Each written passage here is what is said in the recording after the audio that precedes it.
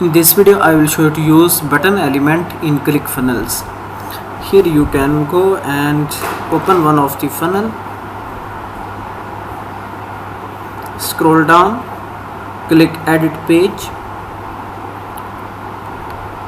Now scroll down. Here you can see this one, plus button to add a new element. Then you can scroll down. Here you can see different elements. You can search for the button,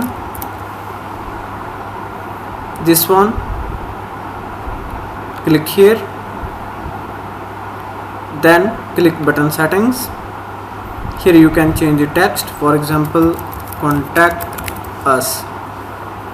Then you can add the subtext. Then you can increase and decrease the top margin. Now click here to set action.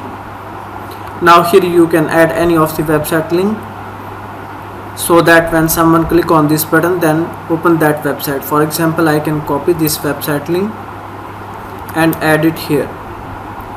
Then here you can see you can open that link in the same window, in the new window. You can also add the Facebook opt-in. Also you can connect the button with the pop-up. You can also connect the button with the funnel, so that funnel pages should open when someone click on this button. So now if you want to change the background color, then scroll down. Here you can see this one is the existing background color. You can add any of the background color. You can change the text color. Then here you can scroll up. You can change the font family for the button. Then go to themes. So these are the different styles, different themes that you can use within a single click. Everything works fine. After that, go to advanced tab. Now if you want to align the button left, right, then you can use this one for the left.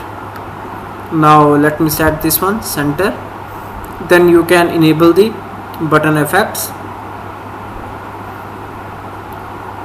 Then you can add the letter spacing. Here you can add the button icon. For example, let me search for this one.